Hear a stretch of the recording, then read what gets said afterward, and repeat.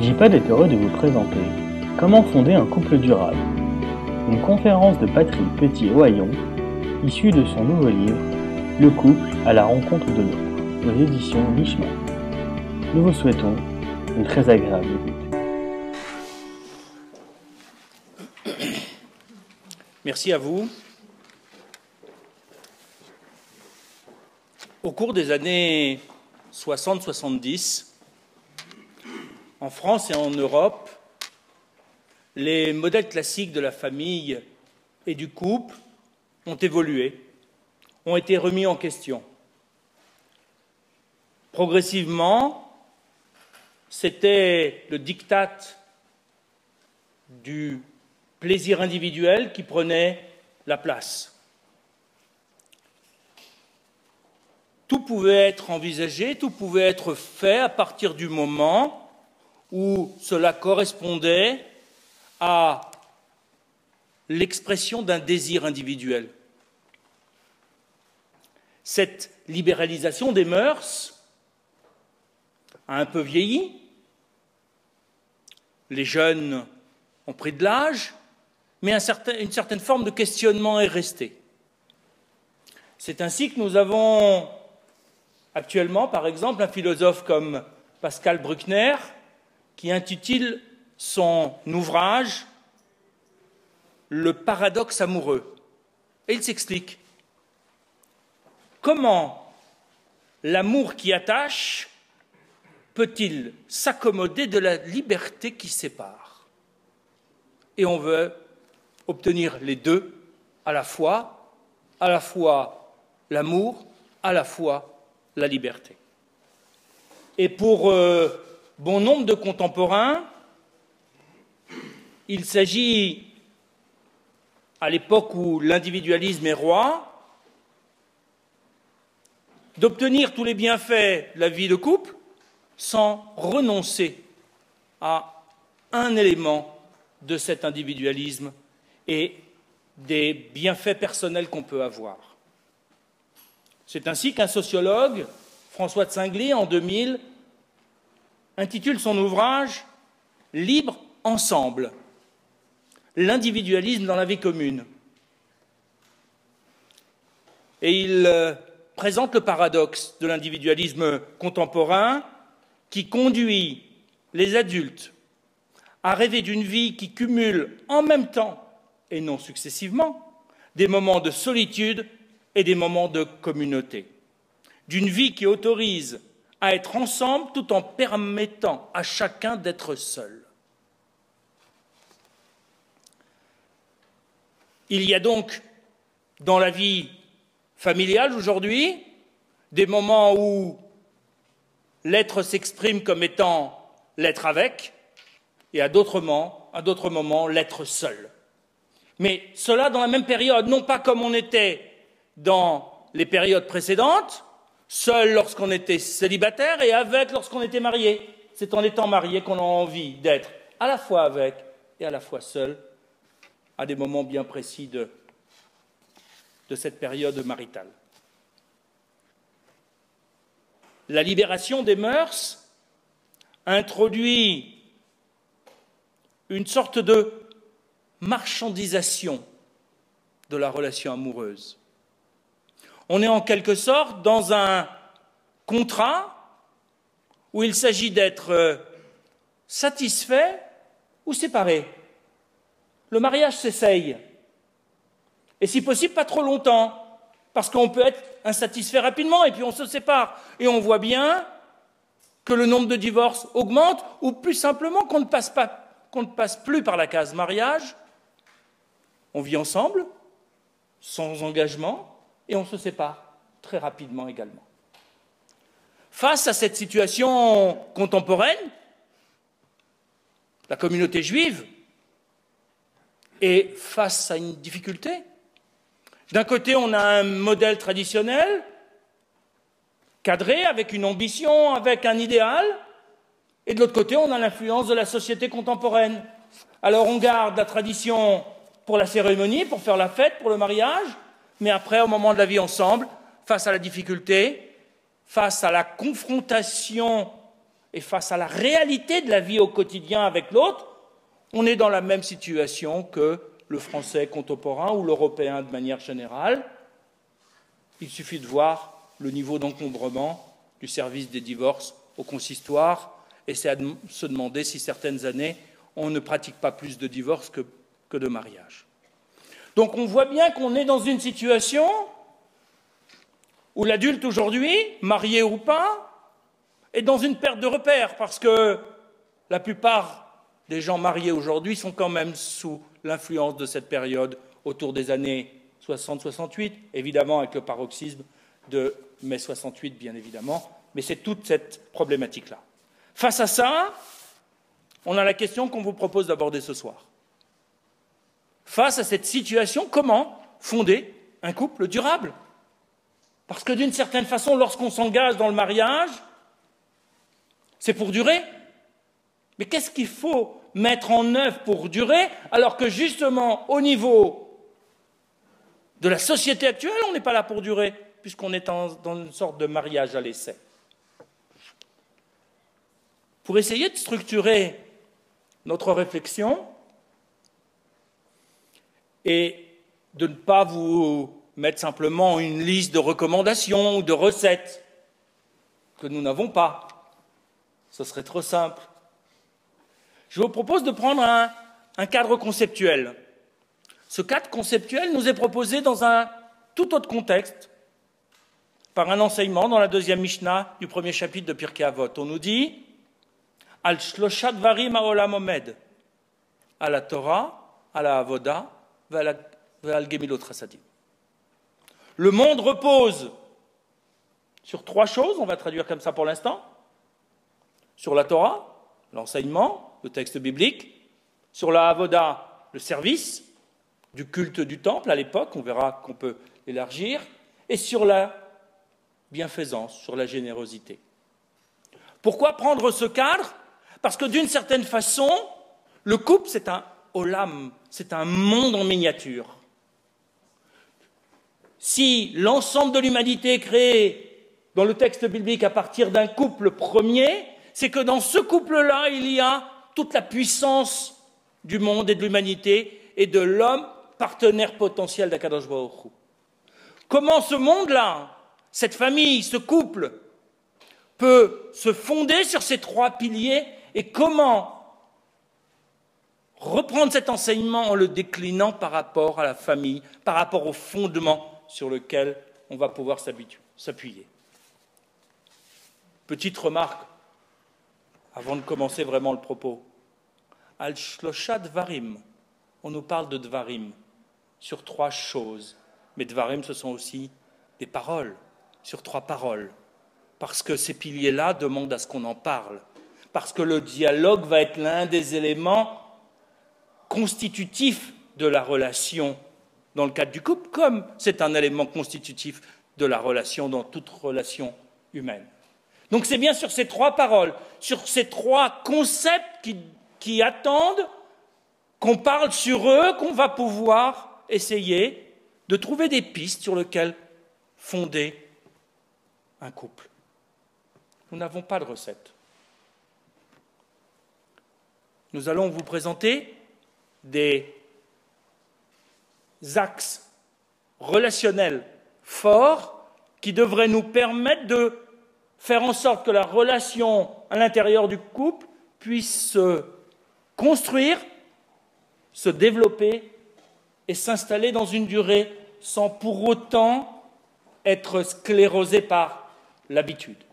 Comment donc essayer de fonder ce couple pour qu'il dure? Le premier pilier, on l'a dit, c'est celui de la Torah. La Torah, le texte biblique par excellence, c'est l'expression d'un message. Dieu attend de nous quelque chose. Il l'exprime dans un texte, il l'exprime par des mots, par des concepts. C'est à nous de les cueillir, de les entendre, de les faire nôtres en les retravaillant. Comment on peut fonder un couple sur un pilier qui s'appelle Torah? D'abord en commençant à lire le texte. Parce que la première idée qui est exprimée par le texte biblique se trouve dans Béréchit, chapitre 1, verset 27. Vayivra Elohim et Adam betsalmo, Dieu a créé l'homme, Adam, à son image, betsalem Elohim, à l'image de Dieu, bara oto, il l'a créé, lui, Adam. Zachar unekeva, bara otam, masculin et féminin, il les a créés. Donc il y a bien un Adam originel, qui est l'homme par excellence, qui ne peut pas être conçu indépendamment de l'être masculin avec l'être féminin. Et d'ailleurs, les textes midrashiques, talmudiques, mystiques, nous parlent d'un être double, d'un premier être double, dos à dos. Une entité masculine, comme un être siamois, collé à une entité féminine, mais dos à dos. La création consiste à les séparer pour les mettre en face à face, avec un vecteur médian qui est le sentiment amoureux. Parce que sans ce sentiment amoureux, l'homme ne rencontrerait jamais la femme, et la femme ne rencontrerait jamais l'homme. Parce qu'ils sont tellement différents dans leur psychologie, dans leurs valeurs, dans leur manière de penser, de voir le monde, qui ne se rencontreraient jamais. Alors on a créé un être séparé en deux parties qui ne cherche qu'une seule chose, à retrouver la partie qui lui manque. Parce que les kabbalistes vont beaucoup plus loin. Ils nous disent qu'en chacun de nous, il y a une part de neshama, d'âme, masculine et féminine. Si on est un homme, on a une part masculine majoritaire et une part féminine minoritaire. Mais majoritaire avec un manque, parce que la femme, elle a la part masculine qui nous manque. Elle est minoritaire chez elle, mais elle nous manque, de la même façon que pour elle, la part féminine est majoritaire, mais il lui manque la part féminine que nous avons à l'intérieur de nous-mêmes, parce que nous sommes potentiellement porteurs des deux genres. Parce que nous avons à l'intérieur aussi de notre psychologie une petite partie qu'on essaye parfois d'étouffer, de cacher, de mettre de côté, de surtout pas exprimer, qui appartient au sexe opposé, ou à l'autre sexe sans que ce soit forcément opposé. Et donc, du fait qu'il y avait une unité première, puis une séparation, on cherche à rencontrer l'autre pour récupérer ce qui nous manque, donner à l'autre ce qui lui manque, mais tout en sachant que même lorsqu'on a récupéré ce qui nous manque, on n'est jamais que la moitié d'un tout. Parce que Adam, l'homme par excellence, c'est Zachar ou Nekeva, c'est masculin et féminin ensemble. La seule unité qui existe dans le monde, c'est celle d'Akadosh Baruch Hu, celle de Dieu, qui elle est indivisible. C'est ensemble, en créant un être le plus complet possible, qu'on arrive à être un être susceptible d'être partenaire d'Akadosh Baruch Hu, parce que c'est le Adam entier, réuni masculin et féminin, qui peut être partenaire d'Akadosh Baruch Hu, sinon on n'est qu'une partie de cet être. Alors on peut exprimer des tas de choses, on a une vie avant le mariage, on peut avoir une vie après un divorce, après un décès, mais en même temps, si à un moment de notre construction de l'être, on n'a pas ce partage du complément, alors on reste qu'un demi-humain par excellence. On a une personnalité, on a une originalité, on a une culture spécifique, mais on n'est qu'un demi-humain par excellence. Et donc du coup, on a besoin de cet ézer, cette aide, Kenegdo, qui n'est pas tellement à côté de nous, mais qui est contre nous, comme contre nous, Kenegdo, comme s'il était contre, parce qu'il est dans un face-à-face. Pourquoi ? Parce que ça, c'est le deuxième élément. C'est grâce à la confrontation qu'on va pouvoir se construire. Parce que si on est face à un clone, si on est face à nous-mêmes, on ne progresse pas. Il n'y a rien pour nous permettre de nous dépasser, de sortir de notre suffisance, de sortir de notre inertie, de sortir de notre ego qui nous enferme. On a besoin de ça pour se préparer, pour être dans le cocon préparatoire de l'humain. Mais à un moment donné, il faut qu'il y ait une rencontre pour sortir du cocon, pour être en mesure d'aller au-delà de sa propre personnalité, de se confronter avec quelqu'un qui nous permet d'exprimer la totalité du potentiel que nous avons en nous. Parce que sinon, on est enfermé dans une suffisance qui ne nous permet pas de progresser. C'est valable pour l'homme, c'est valable pour la femme, c'est valable grâce à cette rencontre. Donc on est bien dans un être nécessairement double, qui a besoin d'une confrontation pour pouvoir aller au bout de son potentiel. Mais cette confrontation n'est possible que s'il y a une vraie rencontre. Pas si on est simplement juxtaposés l'un à côté de l'autre. Il ne suffit pas d'habiter sous le même toit, ou d'avoir des goûts communs, ou des activités communes. Il faut une rencontre.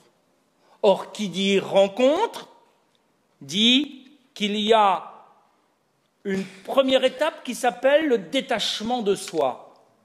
François de Singly, que je citais tout à l'heure, nous le présente comme ceci. C'est une distance vis-à-vis de soi, une forme de regard critique sur soi, amenant à changer sa ligne de conduite pour respecter son partenaire et maintenir la relation avec lui. On a besoin de se détacher avec nous pour accepter qu'un être différent soit face à nous. Si on est tellement attaché avec nous, avec nous-mêmes, avec notre suffisance, alors personne n'existe. On ne voit personne. On ne s'intéresse qu'à un être qui nous ressemble. Mais du coup, on ne progresse jamais. Or, la rencontre nécessite une confrontation. Un philosophe italien, également psychanalyste, qui s'appelle Umberto Galimberti, définit la rencontre de la manière suivante. Car l'autre, s'il ne passe pas à côté de moi, comme nous passons le long des murs, m'altère. Et sans cette altération qui me brise, m'entame, m'expose, comment pourrais-je être traversé par l'autre, qui, après tout, est le seul qui peut me permettre d'être, au-delà de moi-même, autre que moi. Nous progressons par l'altération grâce à la rencontre de l'autre. Mais ça ne nous permet pas de nous diminuer, ce n'est pas une altération négative, c'est une altération qui permet au poussin de sortir de sa coquille. Tant qu'il est dans sa coquille, tant qu'il n'y a pas eu d'altération de la coquille, le poussin ne vit pas vraiment. Il a un potentiel qui ne s'exprimera que lorsqu'il sort. Mais il sort grâce au fait que l'autre vient briser sa certitude, vient briser son idée toute faite du monde, qui lui laisse croire qu'il est le seul à avoir raison dans un monde qui lui ressemble. Mais du coup, on ne progresse jamais. On est dans un monde clos qui nous enferme. Le cocon, il est nécessaire à la préparation, mais à un moment donné, il doit être brisé pour l'épanouissement. Mais brisé pour apporter un bien, pas brisé pour enlever la liberté. C'est donc dans cette confrontation, dans ce vivre ensemble, dans cette rencontre que l'homme arrive à sa propre liberté. Ce n'est pas par le couple qui perd une liberté, au contraire, c'est par le couple, la rencontre, l'union avec l'autre qu'il va aller vers sa liberté, c'est-à-dire qu'il va briser les chaînes du cocon dans lequel il est naturellement renfermé pour aller au-delà de ses idées, au-delà de ce qu'il est lui-même. Le texte biblique nous le suggère, mais il faut le relire de manière attentive. Lorsque, à la fin du 2e chapitre de la Genèse, on nous dit « Dieu crée l'homme et la femme, et il les fait se rencontrer. » Le texte est le suivant. L'homme dit « Celle-ci maintenant est un os de mes os, une chair de ma chair. Celle-ci sera appelée Isha, car de l'homme. Ish celle-ci fut prise. C'est pourquoi l'homme abandonnera son père et sa mère et s'attachera à sa femme, et ils seront une seule chair. Mais quoi parle-t-on? Ish? Isha? Mais Adam, on sait déjà qu'il s'appelle Adam. Ève, on ne sait pas encore qu'elle va s'appeler Ève. C'est un peu plus tard. Mais Adam, il s'appelle Adam, pourquoi l'appeler Ish? Mais si Adam reste Adam et Chava reste Chava, ils n'ont rien en commun. Ce sont deux êtres complètement distingués, ils ne peuvent pas se rencontrer. L'un n'a rien à voir avec l'autre. L'un est lié à la matière d'après son nom, Adam, qui vient de Adama, la terre. Chava est lié à la vie, mais ce n'est pas la terre, la vie. Ce sont deux entités complètement séparées. Pour qu'ils puissent se rencontrer, il faut qu'ils deviennent Ish et Isha. C'est-à-dire qu'ils aient une partie de patrimoine en commun. Les deux lettres Aleph et Shin qui donnent Esh, qui donnent le feu, comme l'explique le Pirkei de Rabbi Eliezer, et que chacun, en plus de ce patrimoine commun, Esh et Esh, est une lettre de Dieu, le Yud qui donne Ish pour l'homme, le E qui donne Isha pour la femme. Mais ces deux lettres sont des lettres créatrices, ce sont les deux lettres du nom de Dieu qui est utilisé au moment de la création. Donc on comprend bien que pour qu'il y ait rencontre, il faut qu'il y ait de l'être en commun, ce feu, cette dynamique, cette vigueur, qui fait qu'il y aura de l'énergie, mais il faut qu'il y ait un paramètre complémentaire. Ce Yud qui donne la spécificité à l'homme, et ce E qui va lui donner sa dimension divine également à la femme. Ils ont donc bien deux personnalités différentes. Et dans le couple, il ne faut pas qu'ils soient fondus, parce que s'ils sont fondus, s'ils enlèvent le Yud et le He, on retrouve Esh, deux feux qui s'entre-dévorent. On n'a rien gagné. Si l'homme est en totale adéquation avec la femme, ils ont les mêmes idées, les mêmes goûts, les mêmes pensées, aucun intérêt d'être à deux. Je me regarde dans la glace, je fais des économies et c'est plus simple. Mais si je n'ai rien en commun, si je reste Adam et Chava, que j'ai rien en commun l'un avec l'autre, je ne peux pas communiquer, je ne suis pas en relation, je ne peux pas dialoguer. Il faut donc qu'il y ait de l'être en commun, des valeurs communes, des valeurs partagées, mais en même temps que chacun amène sa personnalité, son patrimoine, sa richesse dans la relation pour que la rencontre puisse se faire. Ça, c'était les trois paramètres du pilier de la Torah. Le pilier de la Avoda, a priori, est un peu surprenant. La Avoda, c'est le culte, le service dans le temple. C'est l'organisation du temple de Jérusalem. Mais en même temps, il y a là non seulement la dimension d'organisation, mais il y a là aussi le point d'ancrage qui va permettre la relation avec Dieu, puisque c'est un service matériel qui doit nous connecter à la spiritualité. Donc nous allons décliner ce service, cette avoda, en trois sous-piliers que nous allons examiner maintenant, qui sont, ramenons ça au couple, d'abord l'accord entre les deux partenaires sur le mode de vie juive, parce que sinon il n'y a pas de service, parce que c'est la désorganisation. Ensuite, le dépassement de la confrontation des cultures familiales. Et enfin, la sanctification de la vie domestique. Premier élément. La vie juive est essentiellement transmission de valeurs. On apprend pour enseigner. On apprend pour soi, mais on apprend aussi pour transmettre. On ne peut pas se suffire de savoir et de devenir un érudit, ça ne sert à rien.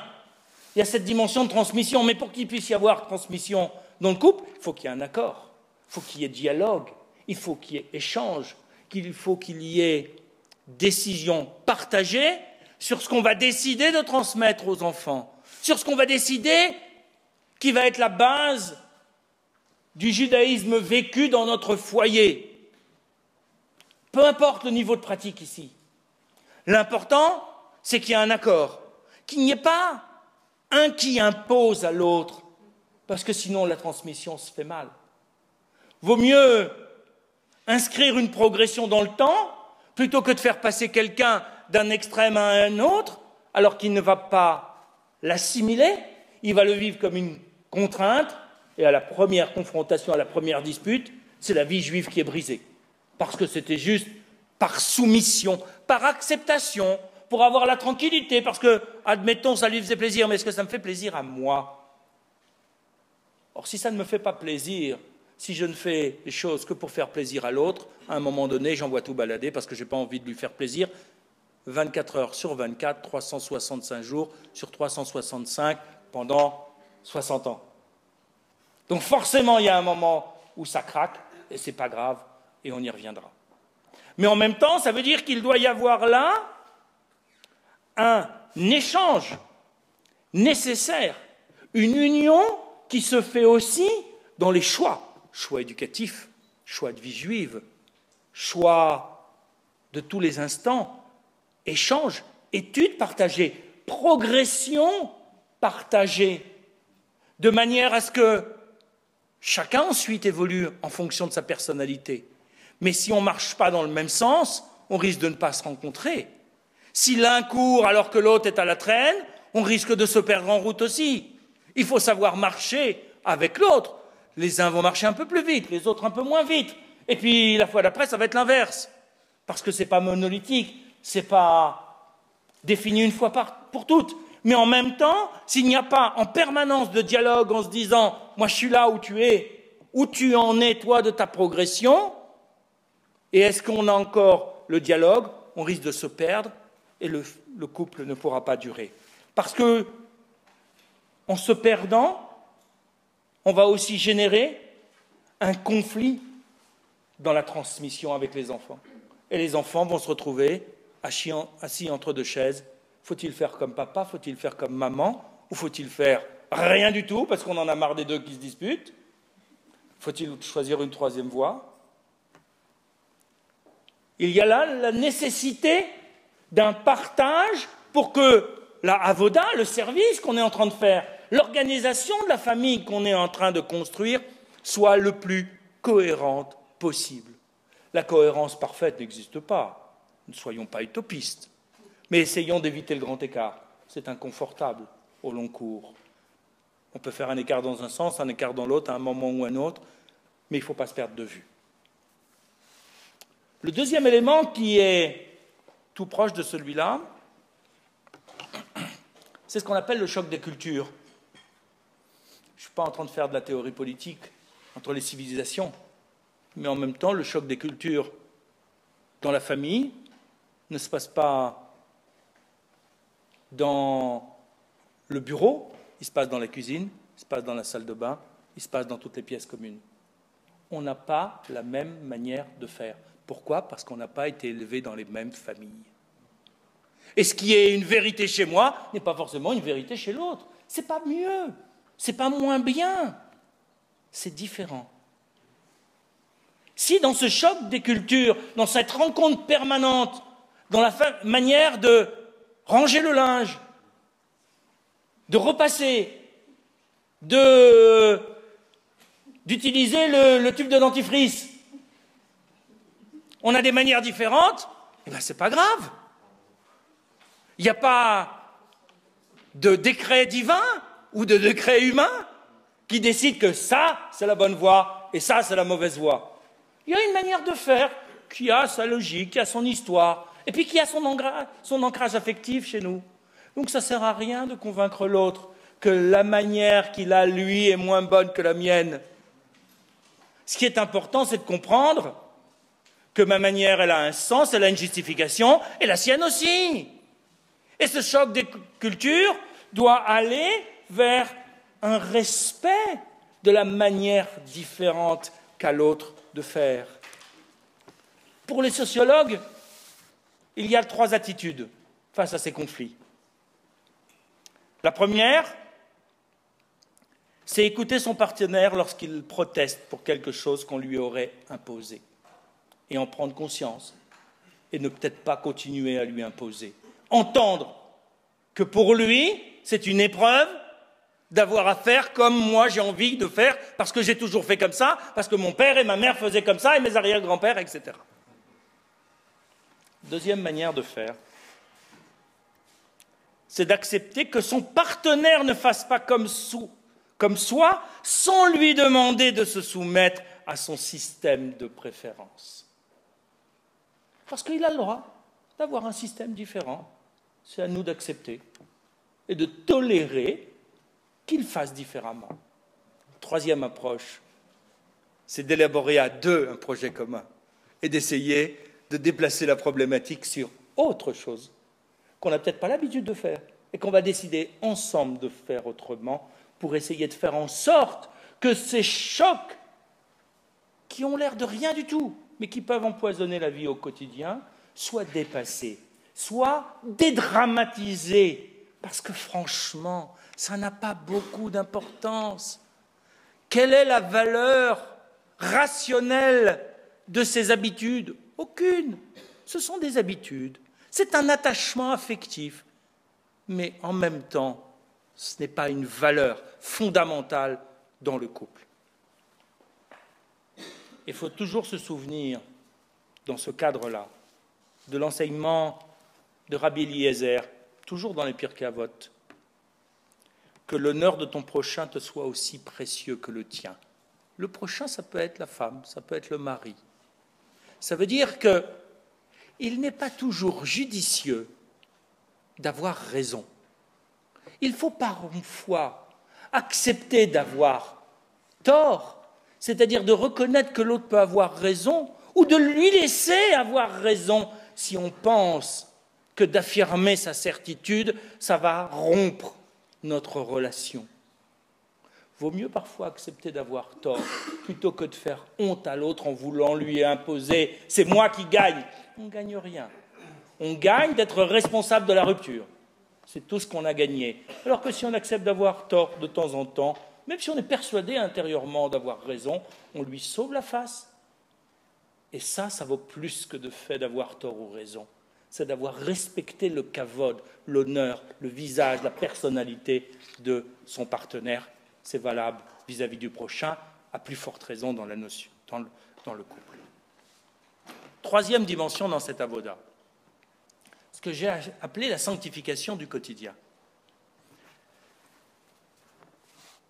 C'est là aussi une source, souvent, de conflit, qui est de considérer que dans la vie quotidienne, il y a des tâches subalternes. Et comment moi, avec tout mon kavod, toute ma grandeur, toute mon intelligence, tout mon savoir, je vais m'abaisser à des tâches subalternes? Mais non, ce n'est pas digne de moi, pas possible. Vaut mieux que quelqu'un d'autre le fasse. Je ne veux même pas savoir qui va le faire, parce que sinon ce serait plus dérangeant, mais laissons ça à d'autres.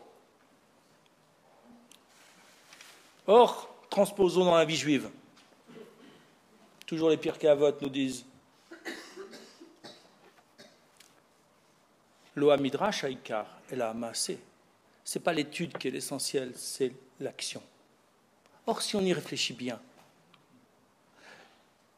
la plupart des petites tâches qu'on considère subalternes, elles le sont parce qu'on n'a pas vu la Kedusha qu'il y avait dedans.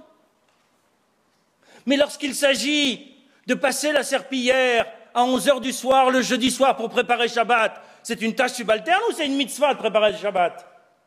Si c'est une mitzvah d'avoir une belle maison propre, alors au contraire, on devrait courir. C'est pas facile. On devrait courir pour ne pas laisser cet honneur-là à quelqu'un d'autre. Mais c'est la mitzvah, je veux la faire. Bien sûr, à 11h, minuit, on est bien fatigué, on n'a plus envie de la faire.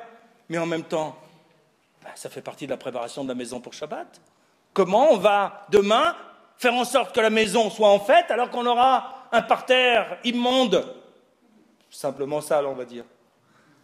Et moi, je ne vais pas gagner cette mitzvah-là, ce commandement qui m'invite à préparer Shabbat. C'est quoi préparer Shabbat? C'est juste préparer la paracha. Juste lire quelques commentaires pour avoir l'air important devant mes enfants et ma femme à la table de Shabbat, mais le parterre, il est sale? Non, c'est l'un et l'autre. C'est pas l'un sans l'autre. Et si j'ai l'opportunité de faire cette mitzvah, tâches de la vie quotidienne, mais c'est valable pour sortir la poubelle, c'est valable pour faire la vaisselle, pour que l'évier ne soit pas envahi par la vaisselle de préparation de Shabbat. Ma femme, elle a la chance de faire la cuisine parce qu'elle sait mieux cuisiner. Et moi, je ne vais pas faire la vaisselle pour l'aider. Si c'est moi qui sais mieux cuisiner, alors je vais peut-être la faire et elle fera la vaisselle. Peu importe la répartition des rôles. Peut être dans un sens ou dans l'autre. Mais l'important, c'est de comprendre. Même si c'est difficile, même si ça va à l'encontre de ce que l'on pense spontanément, que ça fait partie de la mitzvah. Et il y a des mitzvahs qui sont plus difficiles à faire que d'autres. Et c'est jamais facile de passer la serpillière à 11 h du soir. Mais en même temps, ça fait partie de la même mitzvah. C'est aussi ça la sanctification du quotidien. Ce qui fait qu'on ne garde pas les tâches nobles pour nous et les tâches moins nobles pour l'autre. Et ça peut être dans un sens, ça peut être dans l'autre, bien évidemment, parce que c'est complètement réversible. Tout ça nécessite du travail sur soi, parce que ce n'est pas évident, ça ne va pas de soi, et que bien souvent on a été éduqués dans nos familles respectives avec d'autres modèles. Et donc il faut se dépasser, aller et comprendre que le mariage, c'est peut-être pas justement un arrangement intéressant.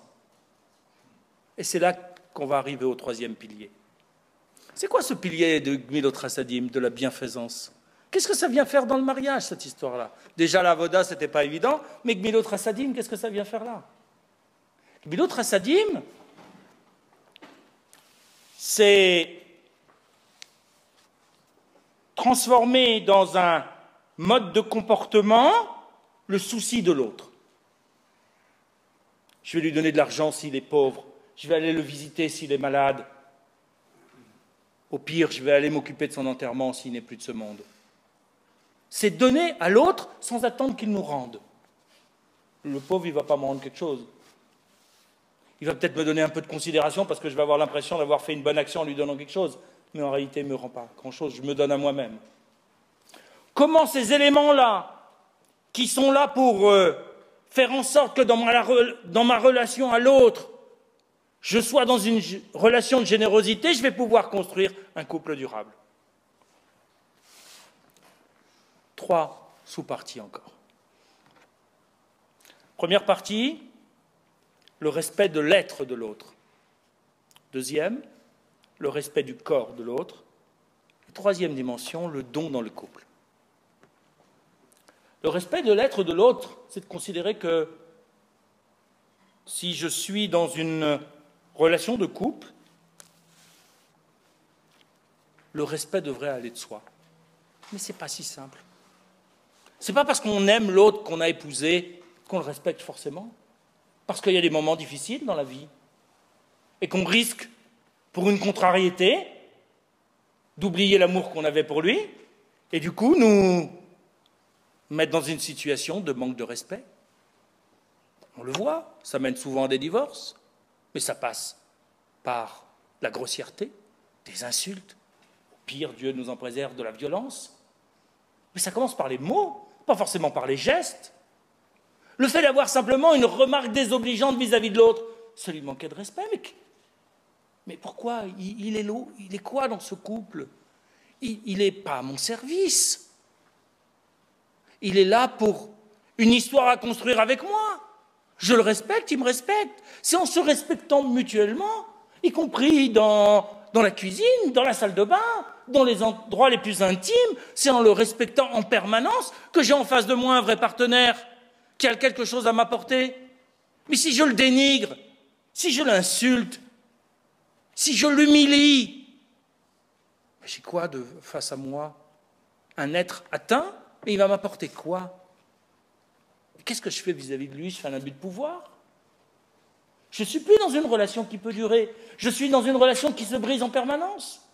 Parce que le minimum du respect que j'aurai forcément vis-à-vis de quelqu'un que je craindrais, je ne l'ai pas vis-à-vis de lui. Ce n'est pas parce que je ne le crains pas parce qu'il ne faut pas avoir peur de son partenaire qu'il ne faut pas le respecter. Le respect doit être au-delà de la crainte ou au-delà de la timidité qu'on peut avoir de l'autre. C'est une base indispensable. Sinon, je ne suis pas là pour lui faire du bien. Je suis là pour me faire du bien mais je suis dans une relation égocentrique, narcissique, je ne fais rien. Qu'il soit en rapport avec l'autre, j'utilise l'autre. Mais c'est plus le respecter, l'utiliser. Or, j'oublie que l'autre, comme moi, il est fait à l'image d'Akadosh Baruch Hu, il est fait à l'image de Dieu. Ce n'est pas un être inférieur, c'est un être à part entière qui a autant d'humanité que moi, autant de potentiel de spiritualité que moi, parce qu'il est fait à l'image de Dieu comme n'importe quel être humain, quel qu'il soit, ni plus ni moins. Mais là aussi, c'est quelque chose qui se construit. Et ce n'est pas parce qu'on a dérapé une fois qu'on ne peut rien réparer. Parce que la confrontation, elle est normale. La vie d'un couple n'est pas un long fleuve tranquille. Mais ce n'est pas grave. Pourquoi? Parce que la dispute, la crise, permet de se dépasser, permet de comprendre qu'on a dérapé, que notre relation instinctive n'était pas la bonne. Une parole nous a échappé. Un instant de folie. Et alors, on ne peut pas se rattraper? C'est un moment qui doit nous permettre la différence d'opinion, la confrontation doit nous permettre de nous dépasser et de prendre conscience des problèmes que nous n'avons pas réglés par rapport à nous-mêmes, dans nos qualités. Il y a un travail qui doit se faire. L'homme n'est pas parfait, c'est un être qui doit se construire. Il se construit dans la confrontation. L'échec, le ratage, n'est pas une fin en soi, sauf si je suis dans un mariage à l'essai. J'ai essayé, ça a raté au bout de 15 jours, j'arrête, je divorce. Au bout de 15 jours, ça risque d'arriver, qu'on se dispute, qu'on ne soit pas d'accord, qu'il y ait une petite contrariété, pas forcément une grande dispute violente. Mais je n'ai pas assez pris de considération de mon partenaire. Ben oui, ça arrive, parce qu'on n'a pas l'habitude de vivre à plusieurs. Donc il peut arriver que dans son égoïsme naturel, on oublie la personne de l'autre et on oublie que l'autre est une personne à part entière. Alors on néglige un peu et ça provoque une dispute. Et alors, le monde ne s'arrête pas. On est là pour se perfectionner. On a toute la vie pour s'améliorer, toute la vie pour rattraper les erreurs qui viennent de notre impulsivité animale pour faire en sorte qu'on doit devenir des hommes. On a un potentiel d'animalité en nous qu'on doit arriver à diriger vers une voie positive. Mais ça se construit, ça se travaille. La dispute doit être un point d'amélioration pour aller vers un demain qui soit meilleur. Mais ça passe aussi par le respect du corps de l'autre. Le corps de l'autre ne nous appartient pas, même dans les moments les plus intimes. C'est quelque chose qui continue à appartenir à l'autre. Il y a une manière de faire, une manière de se comporter, tout en étant dans une fusion intime, mais en respectant l'être de l'autre, en n'oubliant jamais qu'on a en face de nous un partenaire qui peut aimer ou ne pas aimer ce qu'on a envie de faire ou pas faire. On ne doit jamais être dans la contrainte. Il y a des règles très précises que je ne vais pas développer ici ce soir, mais très précises au niveau de la loi juive qui permettent de réguler le débordement pulsionnel de l'individu pour que justement l'autre ne devienne à aucun moment un objet, ni à regarder, ni à manipuler, ni à déprécier. Là aussi, le respect s'impose pour que la relation soit une relation de personne. On n'a pas acheté une femme, et une femme n'a pas acheté un mari au marché. On a décidé de vivre une partie de notre vie ensemble pour construire un projet commun. Ce n'est pas tout à fait la même chose. Parfois, on risque de l'oublier. C'est pour ça qu'il faut en permanence avoir de la vigilance sur ce point-là. Dernier élément de ce pilier-là, le don dans le couple. C'est quoi le don dans le couple? C'est pas faire des cadeaux. C'est bien aussi, on ne va pas s'en priver, mais ce n'est pas l'essentiel. N'oubliez pas d'en faire, c'est important. Mais en même temps, on ne se marie pas pour avoir des avantages. Ah ben c'est bien, pour un homme surtout, il va avoir quelqu'un qui va lui faire la cuisine un peu mieux que lui. Souvent, il y a des chefs masculins, je le sais. Il va avoir une maison plus organisée, parce que c'est souvent un peu plus foutoir chez nous. Mais ce n'est pas pour ça qu'on se marie. Ça, c'est des avantages de sécurité domestique, sentimentale. On se marie pour donner. On se marie pour donner ce qu'on a, pour échanger, pour partager ce que l'on a. Parce que c'est en donnant qu'on gagne. Non pas parce qu'on va recevoir en retour, n'attendons pas en retour. Il ne faut jamais se mettre dans cette idée que je donne et que je vais avoir un retour sur investissement. C'est le meilleur moyen pour être déçu toute sa vie. On donne pour avoir le plaisir de donner, pour donner et partager ce qu'on a de plus cher à nous. On donne de la valeur, on donne de la considération, on donne de l'affection, on donne du sentiment d'exister pour quelqu'un. Et ça, c'est irremplaçable, parce que ça, c'est ce qui permet d'être pleinement humain, d'être reconnu par quelqu'un de très proche, comme étant une personne particulière. C'est irremplaçable. Pendant toute notre jeunesse, on existe pour nos parents. Mais en grandissant, on existe un peu moins pour nos parents, parce que nos parents ne vont pas arriver à considérer la totalité de notre potentiel qui s'exprime. Pourquoi ? Parce qu'ils sont dans le schéma mental de l'enfant. Or, en étant adulte, on va développer d'autres potentiels qu'on n'a pas exprimés dans notre enfance. Pour ça, on a besoin d'un partenaire très proche, qui nous garantit de la sécurité pour pouvoir exprimer notre potentiel. Ça veut dire qu'on a besoin, un besoin humain, typiquement humain, d'exister pour quelqu'un de manière positive, en se sentant estimé et considéré. Et donner cette estime, donner cette considération, c'est permettre à l'autre d'être ce qu'il est. Ça ne veut pas dire lui donner des cadeaux. Ça ne veut pas dire faire ses louanges en permanence, parce qu'au bout d'un moment, on se lasse, même des louanges, parce qu'elles sonnent faux, si elles sont trop nombreuses. Ça veut dire simplement avoir à cœur de montrer qu'à tout moment, l'autre compte pour nous, quels que soient nos choix, quelles que soient nos décisions, quels que soient nos projets, nos entreprises, l'autre compte pour nous, il a un sens, il a une valeur qui est irremplaçable. Son avis compte plus que les autres. Quel que soit son conseil, qu'il soit bon ou pas bon, mais sa reconnaissance compte pour nous et ça nous permet en réalité de nous régénérer. Il ne s'agit pas de se sacrifier pour l'autre.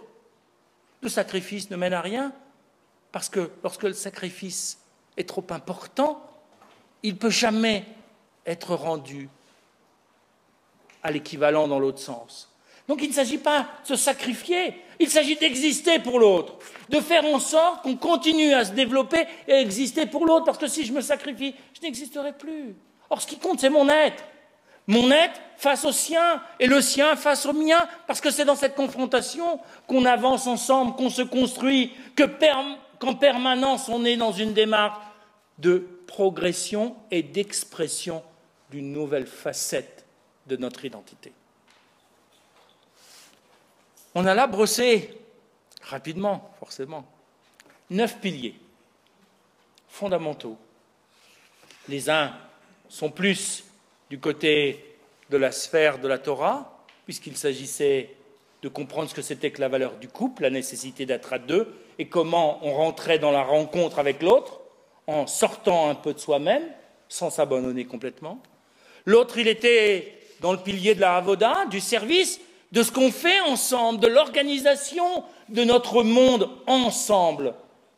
Le troisième, il était dans celui de la place de l'autre pour nous. Comment je laisse de la place à l'autre. Je voudrais rajouter un 10e et dernier élément, parce qu'il me semble fondamental pour que la relation dure. Ce 10e élément, c'est un peu ce qui donne la consistance à l'ensemble, qui fait qu'on est ensemble, justement. C'est notre faculté à préserver l'étonnement que l'on peut avoir vis-à-vis de l'autre. Si on croit à un moment donné tout connaître de l'autre, alors il faut être persuadé qu'on se trompe. Parce qu'on ne connaît que l'être avec, dans le milieu familial. Et bien souvent, on ne connaît pas l'être avec professionnel, l'autre avec dans le transport en commun, et on ne connaît pas l'être seul de l'individu. On peut connaître ses goûts, c'est bien, pour essayer d'éviter de tomber à côté. On peut essayer de connaître ses idées, c'est bien pour l'échange, pour prendre des décisions en commun. On peut essayer de connaître ses valeurs, mais on ne connaît jamais totalement l'autre. On connaît ce qu'il nous donne à voir, on le connaît dans des situations banales de la vie quotidienne, mais si on était dans une situation d'exception, peut-être que son comportement serait complètement différent. On le voit, dans les temps de guerre, il y a des hommes simples qui deviennent des héros et qui redeviennent des hommes simples juste après. Et personne ne sait ce qu'ils étaient, en quoi ils étaient héros pendant la période de guerre. Pourquoi? Parce que la situation fait qu'ils expriment une partie de leur personnalité à ce moment-là, mais que l'occasion fait que le reste du temps, cette partie de personnalité n'est pas exprimée. Donc il faut garder cette faculté qui nous a permis au départ la rencontre, c'est d'être intéressé par l'autre, se dire que l'autre, il a plus de choses à nous apprendre que ce qu'il nous a déjà appris sur son être propre, sur son être profond, sur l'originalité et l'étendue de son potentiel. Si on arrive à maintenir, à entretenir cette relation en se disant « je connais plein de choses, mais pas tout », alors je reste curieux de l'autre. Alors on inscrit tout ce qu'on a vu avant dans une forme de durée. On se donne la possibilité de préserver ce qui nous préoccupait tout à l'heure, c'est-à-dire d'être libres, c'est-à-dire des individus qui ont des personnalités tout en étant ensemble. Parce que d'une certaine façon, on a quand même des temps en soi. Ça peut être des temps de lecture, des temps de rêverie, des temps d'étude, où on est seul avec soi-même. Et on a un être avec et un être seul. Mais là où il faut veiller, c'est que l'être seul doit être un moment pour se reconstruire, pour l'être avec. Parce que si c'est l'être seul qui est la valeur suprême, alors l'être avec va se briser, tôt ou tard, parce qu'on est encore dans un mariage à l'essai. Il faut savoir que c'est la primeur de l'être avec. Pourquoi? Parce que c'est à cette condition, en étant à deux, ensemble, et plus tard dans une famille qui s'agrandit, qu'on est en mesure d'être des vrais partenaires d'Akadosh Baruch Hu, de Dieu. Pourquoi? Parce qu'on constitue un monde en soi, une entité irremplaçable qui nous permet d'être interlocuteurs de Dieu. Sans ça, on n'est qu'un être esseulé qui, à un moment donné, a peut-être fait l'expérience. Alors cette expérience, si elle a duré suffisamment longtemps, elle va nous nourrir pendant un temps important. Mais elle risque de nous laisser dans une précarité et de nous mettre dans une situation où on n'est pas pleinement homme pour être en relation avec Dieu. C'est en disposant ces réflexions, en les mettant en œuvre dans le quotidien, qu'on a des chances d'avoir une union qui dure dans le temps. Merci.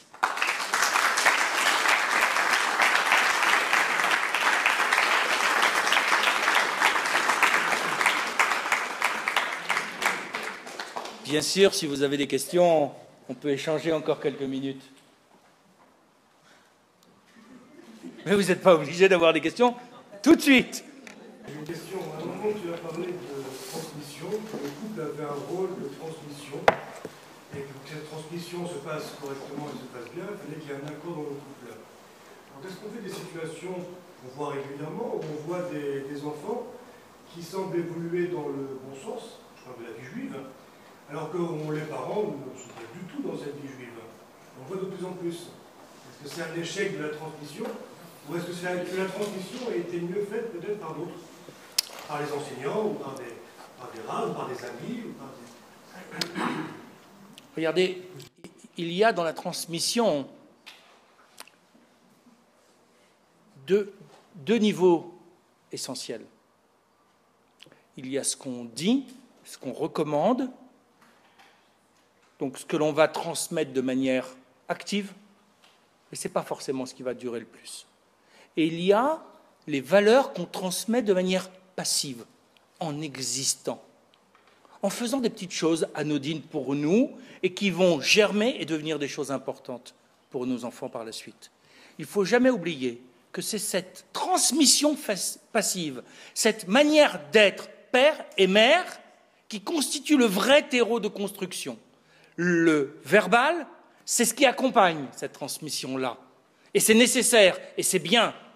Mais si jamais le verbal ne se fait pas, alors il y a bien souvent dans le terreau familial un potentiel dont on n'a pas toujours conscience, qui peut nous sembler être simplement une tradition familiale et qui est quelque chose sur lequel les enfants vont s'appuyer pour développer leur potentiel.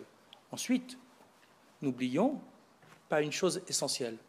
Nous sommes à l'amorce du développement de nos enfants. Ils deviennent ce qu'ils se feront eux-mêmes. On n'est plus à croire aujourd'hui qu'on est des potiers à faire des beaux vases. On malaxe la terre, on y met plein de choses, de la couleur, du parfum, de la forme, mais c'est eux qui font le vase. Nous, on leur donne les ingrédients. On essaye de leur donner les meilleurs ingrédients, ceux qui nous semblent à nous avec les meilleures valeurs, mais ce sont eux qui construisent.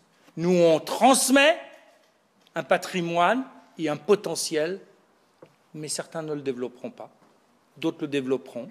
On essaye au mieux de leur donner le goût et l'envie de développer ce qu'on leur transmet.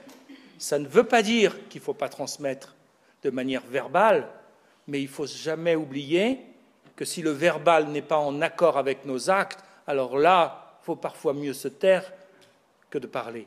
Mais si on parle et que notre parole vient accompagner nos gestes, alors là, on est dans une bonne situation de transmission.